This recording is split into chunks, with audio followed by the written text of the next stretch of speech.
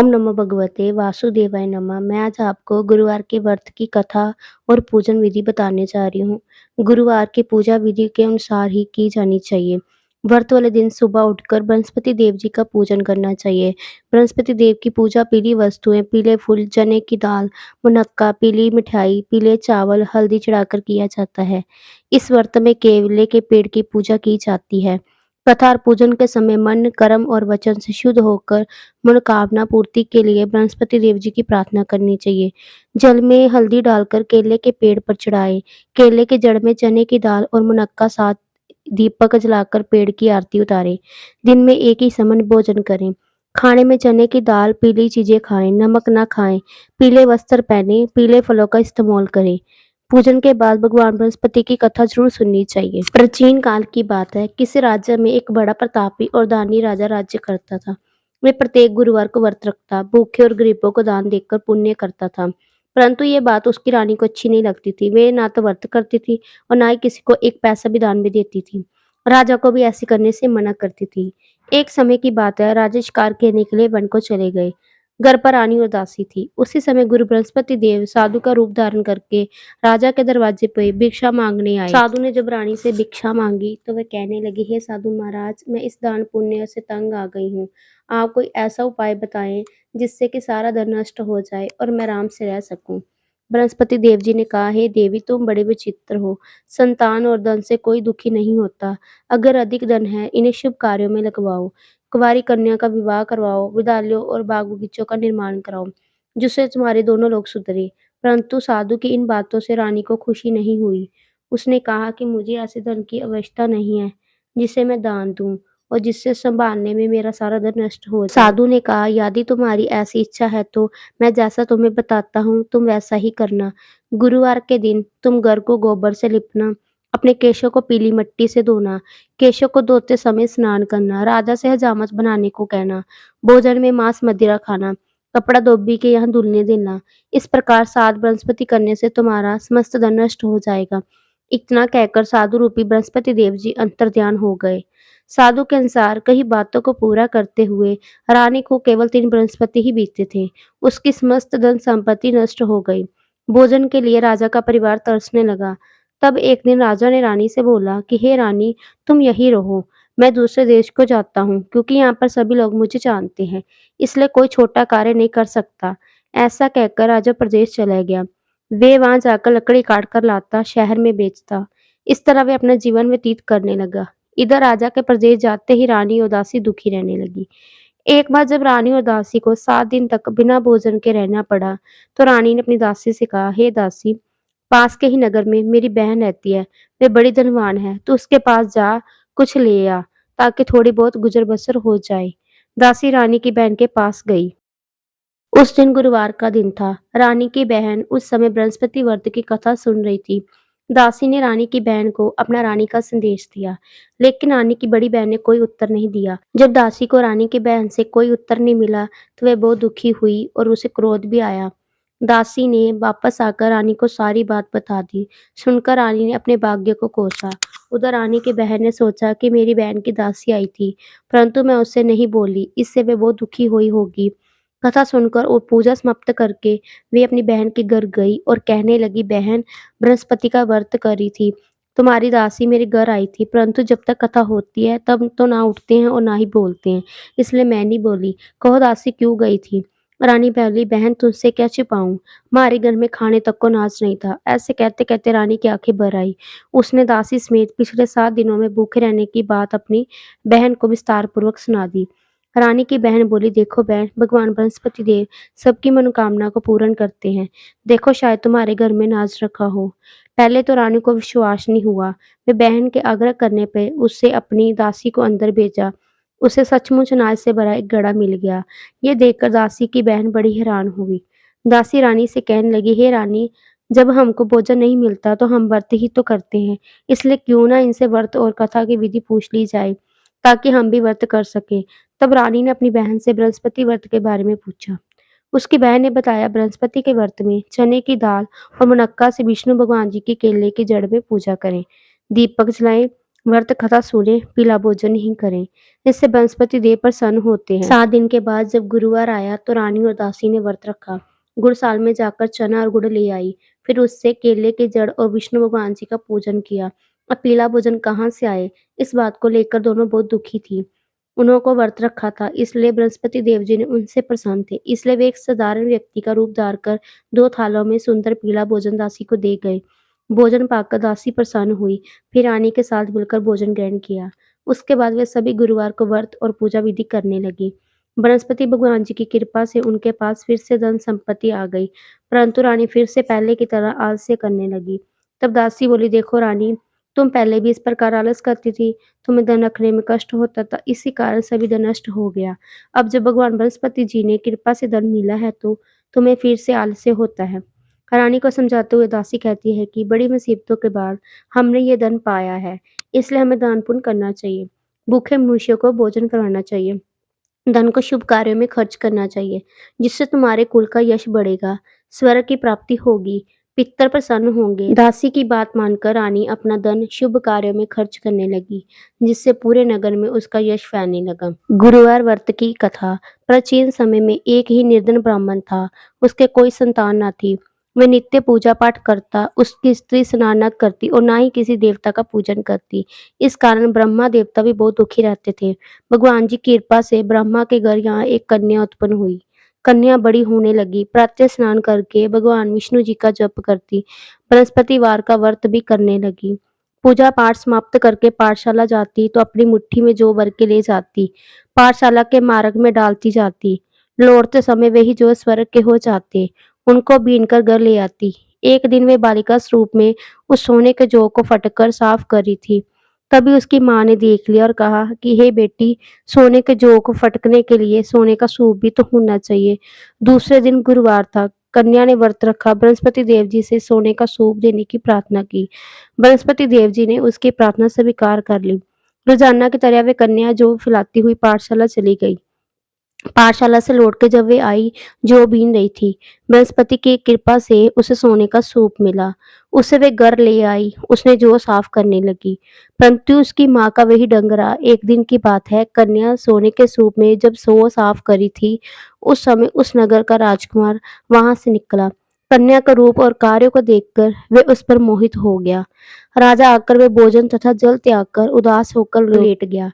राजा को जब राजकुमार द्वारा अन्न जल त्यागने का समाचार ज्ञात हुआ तो वह अपने मंत्रियों के साथ अपने पुत्र के पास गया, कारण पूछा। राजकुमार ने राजा को उस लड़की के घर का पता भी बताया दिया। मंत्री उस लड़की के घर गया। मंत्री ने ब्राह्मण के साथ समर्श राजा की ओर से निवेदन किया। कुछ ही दिन बाद ब्राह्मण का कन्या का विवाह राजकुमार के साथ संपन्न हो गया। कन्या के घर से जाते ही ब्राह्मण के घर में पहले की भांति गरीबी का निवास हो गया। एक दिन दुखी होकर ब्राह्मण अपनी पुत्री से मिलने गए। बेटी ने पिता की अवस्था को देखकर और अपनी माँ का हाल पूछा। ब्राह्मण ने सभी हाल कह सुनाया। कन्या ने बहुत सा धन देकर अपने पिता को विदा कर दिया। लेकिन कुछ दिन बाद फिर वही हाल हो गया। ब्राह्मण फिर अपनी कन्या के यहाँ गया और सभी हालत कहा तो पुत्री बोली, हे पिताजी, आप माता जी को यहाँ ले आओ, मैं उन्हें ये विधि बता दूंगी जिससे गरीबी दूर हो जाए। ब्राह्मण देवता अपनी स्त्री को साथ लेकर अपनी पुत्री के पास राजकुमार पहुंचे। पुत्री अपनी माँ को समझाने लगी, हे माँ, तू प्रातःकाल स्नान आदि करके विष्णु भगवान जी का पूजन करो तो सब दरिद्रता दूर हो जाएगी। परंतु उसकी माँ ने उसकी एक भी बात नहीं मानी। वे प्रातःकाल उठकर अपनी पुत्री की बची जूठन को खा लेती थी। एक दिन उसकी पुत्री को बहुत गुस्सा आया। उसने अपनी माँ को एक कटोरी में बंद कर दिया, उसे स्नान आदि करवा के पूजा पाठ करवाया। उसकी माँ की बुद्धि ठीक होगी। इसके बाद वह नियम से पूजा पाठ करने लगी, प्रत्येक बृहस्पति को व्रत करने लगी। इस व्रत के प्रभाव से मृत्यु के बाद वे स्वर्ग हो गई। वे ब्राह्मण भी सुखपूर्वक इस लोक को सूखा भोग कर स्वर्ग को प्राप्त हुआ। इस तरह कहानी कहकर साधु बन देवता वहां से लोप हो गए। धीरे धीरे समय व्यतीत होने पर बृहस्पति का दिन आया। राजा जंगल से लकड़ी काटकर शहर में बेचने गया। उसे उस दिन और दिन से अधिक पैसा मिला। राजा ने चना गुड़ लाकर गुरुवार का व्रत किया। उस दिन से उसके सभी क्लेश दूर हो गए। परंतु जब दोबारा गुरुवार का दिन आया, बृहस्पति का व्रत करना भूल गया। इस कारण बृहस्पति भगवान जी नाराज हो गए। उस दिन उस नगर के राजा ने विशाल यज्ञ का आयोजन किया था। शहर में ये घोषणा कर दी थी कि कोई भी मनुष्य अपने घर भोजन न बनावे, न आग जलावे, समस्त जनता मेरे यहाँ भोजन करने आवे। इस आज्ञा को जो न मानेगा उसके लिए फांसी की सजा दी जाएगी। इस तरह की घोषणा संपूर्ण नगर में करा दी गई। राजा की आज्ञा अनुसार शहर के सभी लोग भोजन करने गए, लेकिन लक्कड़हारा कुछ देर तक पहुंचा, इसलिए राजा उनको अपने साथ घर ले आया। ले जाकर भोजन करा रहे थे तो रानी की दृष्टि उस खूंटी पर पड़ी जिस पर उसका हार लटका हुआ था। वहां पर दिखाई ना दिया। रानी ने निश्चय किया कि मेरा हार इसी मनुष्य ने चुरा लिया है। उसी समय सैनिकों को बुलाकर उसको जेल खाने में डलवा दिया। वह राजा जेल में पकड़ गया। बहुत दुखी होकर विचार करने लगा कि ना जाने कौन से पूर्व जन्म के कर्म से मुझे ये दुख प्राप्त हुआ है। उसी साधु को याद करने लगा जो जंगल में मिला था। उसी समय तत्काल बृहस्पति देव जी साधु के रूप में प्रकट हुए। राजा को देखकर कहने लगे, मूर्ख, तूने बृहस्पति देवता जी की कथा नहीं की, कारण तुझे ये दुख प्राप्त हुआ है। अब चिंता मत कर, बृहस्पति के दिन जेल खाने के दरवाजे पे तुझे 4 पैसे पड़े मिलेंगे। उनसे तू बृहस्पति की पूजा करना तो तेरे सभी कष्ट दूर हो जाएंगे। अगले बृहस्पति को उस जेल के द्वार पर 4 पैसे मिले। राजा ने पूजा का सामान मंगवाकर कथा कही और प्रसाद बांटा। उस रात्रि में बृहस्पति देव जी ने उस नगर के राजा को सपन में कहा, हे राजा, तूने जिस जेल में बंद किया था उसे कल छोड़ देना। वे निर्दोष है। प्रातःकाल उठकर खूंटी पर हाथ टंगा देखकर लकड़हारे को बुलाकर क्षमा मांगी। तब राजा के योग्य सुंदर वस्त्र भूषण भेंट करे उसे विदा किया। गुरुदेव की आज्ञा अनुसार राजा अपने नगर को चल दिया। राजा जब नगर के निकट पहुंचा तो उसे बड़ा आश्चर्य हुआ।